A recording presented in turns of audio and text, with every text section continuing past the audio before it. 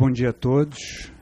Queria agradecer a fala do Jackson, fez meu trabalho ficar muito mais simples, porque, de fato, lá a gente tem um pipeline estruturado, organizado para isso se dar, e aqui no Brasil a banda toca diferente. A ideia hoje é a gente falar rapidamente sobre teoria e prática dessa vivência. Já há 10 anos que eu trabalho com startups no Brasil, numa época em que empreendedorismo era só falado pelo Sebrae, se referindo a mecânicas e padarias, né? Então a gente está vivendo aí uma primeira infância desse universo. Um pouco de contexto. A fala de hoje é resultado de um mestrado que eu fiz na FGV Direito Rio, em Direito da Regulação, onde eu mergulhei nesse tema da startup no contexto brasileiro. Aqui a experiência prática, eu sou cofundador de algumas startups. A Nemu é uma startup de algoritmos para e-commerce que é a principal experiência prática que a gente vivenciou no Brasil, onde a gente foi capaz de pegar a tecnologia pura na universidade, transformar em produto, montar time, precificar, modelo de negócio, inserir no mercado, crescer. E no universo de 5 anos a gente vendeu para uma empresa de capital aberto por 58 milhões de reais. Os números são públicos, é uma empresa de capital aberto que comprou. Aqui o relacionamento, a gente está falando basicamente de empresas de tecnologia, então tem um relacionamento forte com os centros de ciência da computação, de informática, os principais centros no Brasil. E o histórico profissional, hoje a gente está aqui com o Leone Siqueira, batendo esse papo. A primeira pergunta é o que é uma startup no Brasil? E aí, quando eu resolvi encarar isso, eu falei, não, eu quero, para comparar com o direito americano e o pipeline do Vale do Silício e como funciona lá, e vou comparar também com Tel Aviv, com Israel, que é também uma referência importante. Mas quando eu comecei a ter esse approach de direito comparado, eu vi que eu não sabia, a gente não tinha no Brasil ainda algo concreto, algo claro para comparar, para fazer esse estudo. E aí, então vamos propor um marco legal da internet, da startup, vamos propor nova legislação, mas eu caí no mesmo problema. A gente precisa entender o que é uma startup para o direito brasileiro, no Brasil, para depois, seja comparar com o Vale do Silício ou Tel Aviv, ou seja, propor um marco legal que seja. Nesse momento, a gente decide ter uma visão bastante hands-on, pragmática, de não, olha, vamos entender o que é uma startup para quem está no Brasil hoje investindo, empreendendo, documentando, comprando, vendendo uma startup. O que é isso?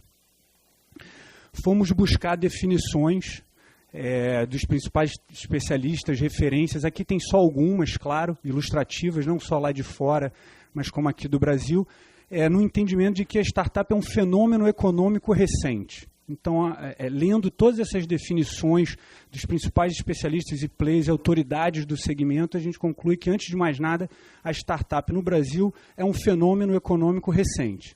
Beleza. A partir daí, a gente constrói o nosso próprio entendimento. Ok, então, fomos aos especialistas daqui de lá fora, com a visão econômica, mas como é que a gente traz e define startup no Brasil?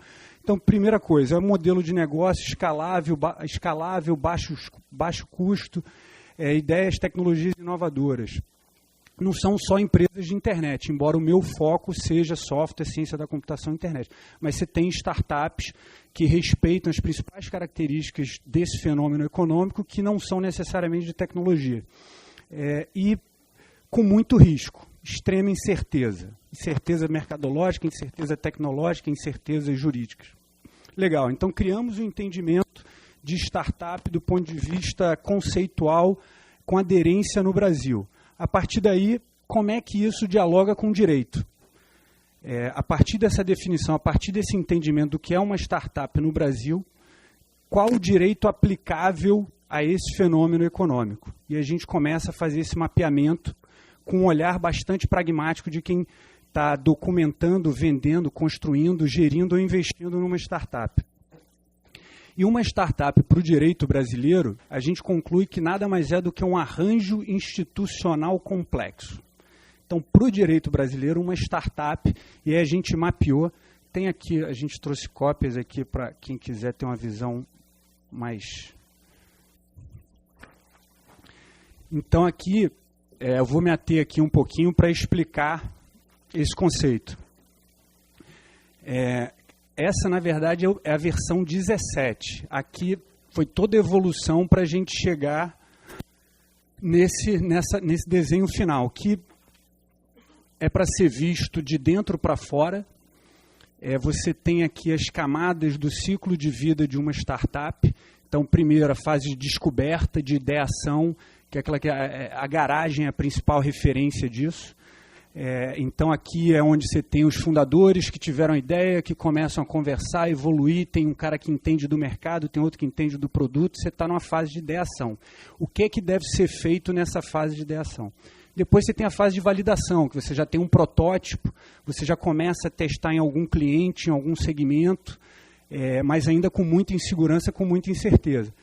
Validamos o protótipo, temos um diferencial competitivo, seja tecnológico, seja um modelo de negócio, vamos a mercado. Aí você vai buscar eficiência, porque se entrar no mercado para vender e você não tiver eficiência operacional, é um tiro no pé. Então, a gente vai buscar essa eficiência e no quarto momento, a escala, que aí sim é vender aquilo tudo que você inventou, validou, trouxe uma eficiência e escala. Essa é uma metodologia conhecida, chamada Projeto Genoma, que representa esse ciclo de vida de empresas de tecnologia, de internet. Então, a gente se apropriou dessa metodologia para construir esse gráfico. A partir daí, a gente definiu as áreas que, no nosso entendimento, são as principais áreas estratégicas de uma startup. Em primeiro lugar, a parte da sociedade, a parte societária, depois a parte financeira, propriedade intelectual, questões trabalhistas, tributos e o dia a dia da operação em si. Então, é dessa forma que a gente olha uma startup para o direito no Brasil. Primeiro, qual a etapa do ciclo de vida que ela tem? Na parte societária, vamos estar na hora, tem um memorando de entendimento, a gente vai para o acordo de sócios e assim sucessivamente. O tamanho das bolhas são representativos da relevância desse tema nessa fase do ciclo de vida da startup. Então, a primeira recomendação quem quiser investir numa startup, fazer um double check se ela de fato cumpriu essas etapas. Isso aqui é um conceito, não é uma equação. Eu fiz questão de deixar bolhas em branco, exatamente para dizer, olha, não é uma coisa que se exaure aqui, mas é uma excelente visão holística para quem busca empreender ou investir em startups no Brasil. Infelizmente, não é como nos Estados Unidos, que a gente tem os pipelines e as pessoas raramente chegam para negociar cláusulas quando a empresa ainda está muito no início. No Brasil é bem diferente. Aqui é ilustrativo desse trabalho de mapeamento, de como é que a gente chegou. No início eram 9 áreas, a gente no final são 6, e todo esse ciclo de vida, etc. Um contexto aí para esse esforço de simplificação para uma visão holística. Tem um comentário aqui que é importante, que é o seguinte: a nossa contribuição aqui é a visão do todo, organizado e dividido de forma a respeitar as características da startup. Mas as bolhas em si não tem nenhuma inovação, são conceitos já existentes, são quase 90 conceitos jurídicos e ações que devem ser feitas, devem ser observadas. Não tem não tem nada novo na individualidade de cada um. A novidade é a forma de organização e um olhar específico para as startups de tecnologia. Esse foi o nosso esforço aqui. Tudo bem, aí a gente mapeamos esse arranjo institucional complexo e precisamos caracterizá-lo. Num primeiro momento, eu sempre tive claro que uma startup é completamente diferente de uma empresa grande, de uma empresa, uma corporação, uma empresa grande, tradicional, estrutura de pirâmide, que a gente está acostumado. Antes de começar o estudo, por questões práticas e profissionais, de vivência mesmo da realidade, eu tinha muito claro de que uma startup não é simplesmente uma grande empresa só que nano, né? Você pegar as questões relativas a uma grande empresa, só que é uma pequena empresa. Eu nunca acreditei nisso, não é isso. Tampouco é uma MEI, é uma Eireli, é uma microempresa. E aí a gente começou a identificar quais são as características elementares que fazem da startup um bicho diferente, que fazem da startup, de fato, uma organização com características próprias. Primeiro, esse entendimento de que ou ela cresce rápido ou ela fecha. Então, tradicionalmente, você tem... a empresa ela é feita para durar gerações. Ela é feita para a terceira geração, a quarta geração, muitas vezes da família, gerir aquilo. Até esse momento, você não tem esse tipo de planejamento de organização de, olha, eu vou fazer uma empresa que, se ela não crescer, se ela não escalar em 3 a 5 anos, mesmo se ela estiver dando um lucrozinho, distribuindo um dividendozinho, aquilo para a gente não faz sentido, a gente vai fechar. Então, essa é uma característica fundamental de uma startup. A segunda é a transitoriedade societária. Então, faz parte do modelo da startup, desde a largada, transitoriedade societária. A mudança de sócios numa startup não se dá só porque quebrou, vai ser vendida, ou então não vai ser comprada. Faz parte da essência da startup você ter os fundadores você ter o investidor anjo, passar para o VC, etc. E ao longo desse caminho, da essência da construção de uma startup, você ter e saber lidar com essa transitoriedade societária. Uma terceira característica o que eu chamei, relacionada ao direito do trabalho, que é a hipersuficiência do funcionário de uma startup. Então, é uma máxima do direito do trabalho no Brasil, o conceito de hipossuficiência do funcionário. Então, é um conceito que surge na década de 50, a industrialização chegando no Brasil, Getúlio, uma das características fundamentais de toda a nossa legislação trabalhista, é a hipossuficiência do funcionário, né? A relação de desigualdade do funcionário com a empresa. No caso de uma startup, isso não existe. No caso de uma startup, o funcionário, na verdade, você tem que fazer um esforço para retê-lo, porque ele tem, sim, outras oportunidades de trabalho fora da startup. Então, como é que você lida com isso, sobretudo ao olhar da legislação nacional? E como é que é essa relação com o funcionário? Então, essa é uma característica da essência da startup. E, em quarto, a gente identificou a relevância estratégica de sócios minoritários.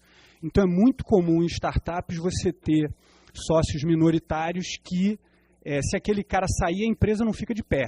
Mesmo você tendo um sócio majoritário com muito dinheiro, com muito poder, mas às vezes tem um elemento de conhecimento científico que aquele sócio, embora ele seja minoritário, ele tem uma relevância estratégica na empresa, e isso é muito comum em startups. Então, esse é um pouco do que esses são 4 pontos, claro que existem mais. Esses são 4 pontos que a gente identificou nesse estudo para defender de que a startup é, de fato, um organismo com características próprias, e não é só a gente pensar numa grande empresa, a empresa clássica, e falar, não, olha, é a mesma questão, só que nano, e a gente vai resolver isso com as mesmas soluções. No entanto, os problemas clássicos das grandes corporações, a startup também vive. Então, eu listei alguns aqui, o que eu achei mais sofisticado, porque às vezes as pessoas olham para a startup, é uma microempresa, é uma coisa muito... Mas tem questões muito sofisticadas, porque as pessoas que estão ali envolvidas na largada, geralmente são pessoas de altíssimo valor agregado e que requer a gente também traga um conhecimento mais sofisticado do ponto de vista jurídico para servir a essa empresa que ainda é pequenininha, que às vezes ainda nem faturou, mas que, para que aquilo possa para que aquilo possa ser bem sucedido, é importante a gente colocar isso à disposição. Então, sair do estilo de sócio, a questão tributária é sempre muito difícil no Brasil, a questão calote de cliente relevante. Então, quando você está começando a startup, os primeiros clientes são muito relevantes, geralmente mais de 50% da sua receita, e como é que você lida com isso do ponto de vista jurídico, para ter salvaguardas. E ataque de hackers no sistema. A gente está falando de empresa de tecnologia, empresa de software. Hoje isso é determinante, sobretudo com essa vida na nuvem. Então, cada vez mais ataques de hackers vindo do mundo inteiro. E aí, como é que você lida com isso do ponto de vista não só tecnológico, mas do ponto de vista jurídico? Muitas das vezes envolvem funcionários ou envolvem pessoas do time que colocam algum dispositivo lá, enfim. Então, é uma questão complexa que pode comprometer. Eu listei aqui o que para mim são as questões clássicas de empresas e que podem comprometer de fato e encerrar a vida de uma startup precocemente, embora o time seja forte, E aí, por fim, algumas recomendações e melhores práticas que a gente identificou nesse contexto, a partir dessa experiência. Então, num primeiro momento, é altamente recomendável uma cultura preventiva e permanente da due diligence, né, da auditoria. Então, desde o D+1, as formalizações serem feitas, todas as questões trabalhistas estarem formalizadas, a questão tributária. Então, você ter uma cultura permanente, diária, de você estar pronto permanentemente para ser auditado, para passar por uma due diligence. Isso não pode ser um problema na vida de uma startup. Você não pode parar o time e falar, caramba, temos que voltar e resolver questões do passado. Não dá. Então, você tem que fazer diariamente. Por quê? Porque faz parte da vida de uma startup, você está sempre conversando com investidores, sempre conversando com venture capital, sempre conversando, e aquilo está disponível, aquilo está à mão.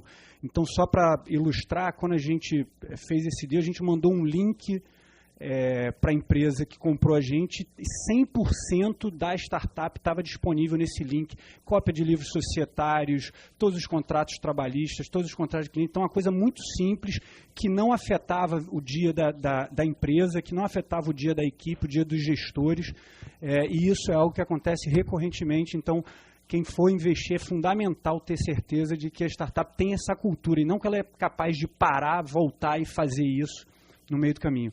João, só para fazer uma parte aí, isso aí, infelizmente, é um dos custos relevantes de uma startup. Como o dinheiro é escasso no início, é importante ter essa cultura de que uma parte desses recursos efetivamente vão ter que ser destinados para isso, porque, de fato, infelizmente, no Brasil tem muita burocracia e isso resulta em custo.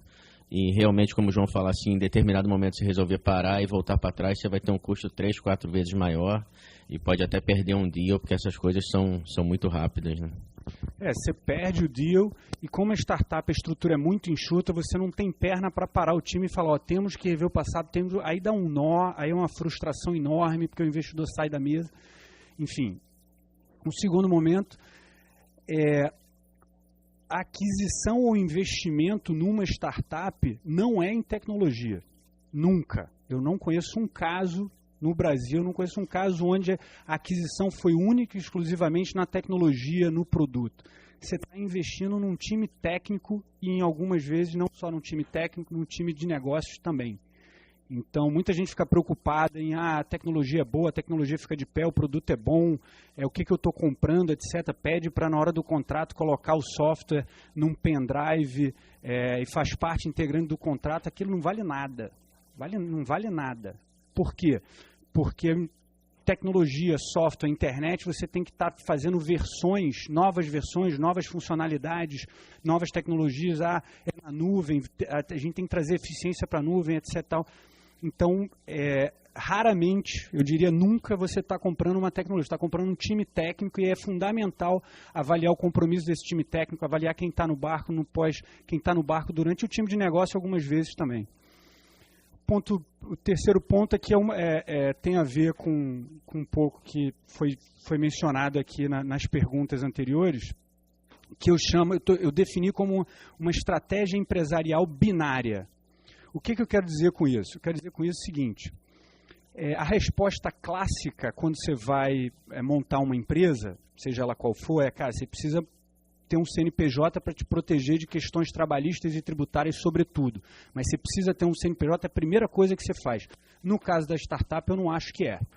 No caso da startup, se você tiver aqui, nessa primeira fase de ideias, de ideação, ou até mesmo na fase de validação, a minha recomendação é seguir na física. É seguir na pessoa física, sendo absolutamente, com todas as formalizações. Se eu precisar contratar um funcionário, eu vou ter que pagar mais de INSS, vai ter que pagar mais de INSS. Pagando todos os tributos, com toda a cultura de formalização, de memorando de entendimentos, mas não necessariamente ir na junta comercial tirar um CNPJ. Por quê? Porque uma startup, ou ela dá certo ou ela fecha. Então, se ela dá errado aqui na fase de ideação, se ela dá errado na fase de validação e você ainda tem que ficar com o passivo de fechar um CNPJ na junta, os custos que isso envolve, ativar contador, etc., não é uma estrutura eficiente no caso de uma startup. Agora, tem milestones, que é fundamental você ter o seu CNPJ. O primeiro deles, claro, é na medida em que a startup vai crescendo e vai passando, isso é óbvio que você precisa construir. E aí a minha recomendação é ir direto para uma SA de capital fechado. Então, muitas pessoas, não, vamos fazer MEI, EIRELI, limitada e depois só uma SA.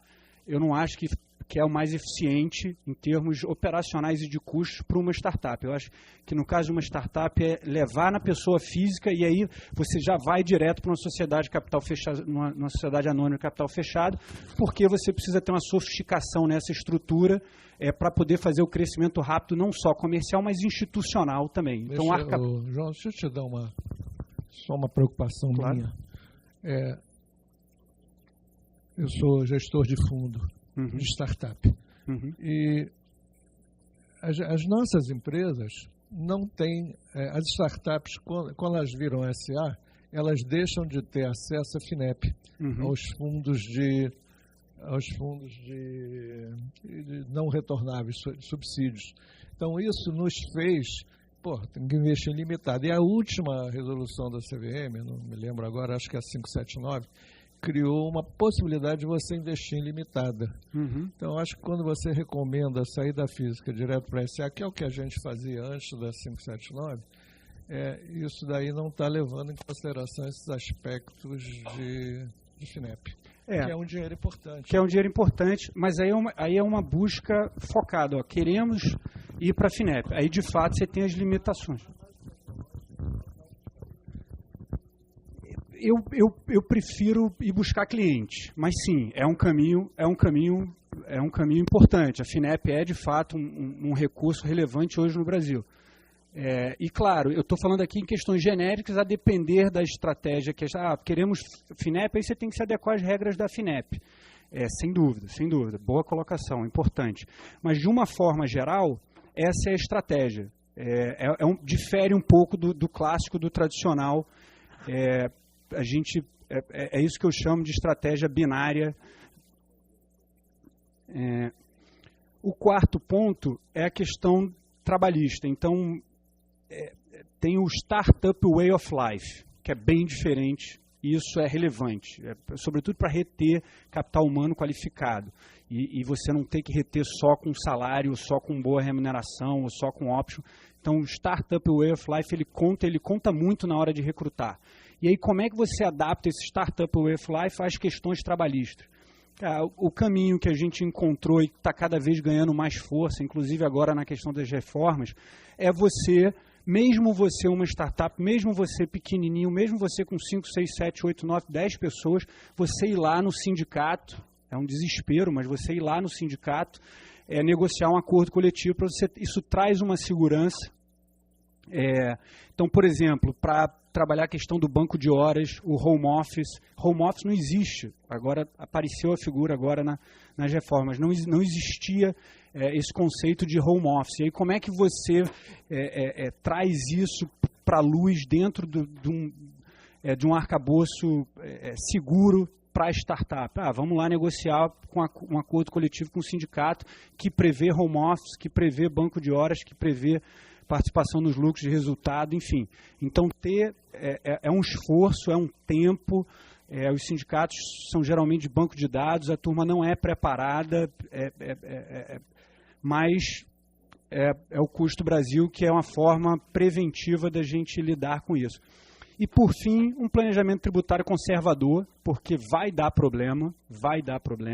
Geralmente, quando você está trabalhando com inovação, com software, há pouca jurisprudência ou há pouco histórico de como você está precificando e criando um modelo de negócio novo e como é que você se adequa à legislação tributária. Se adequar é fundamental, mas também ter um olhar conservador, fazer provisões e ter certeza de que isso vai dar problema ao longo do caminho. Vai. 2, 3, 4, 5 anos depois, aparece uma coisa, aparece outra, e estar preparado para isso é fundamental. Acho que por hoje é só. Obrigado, gente.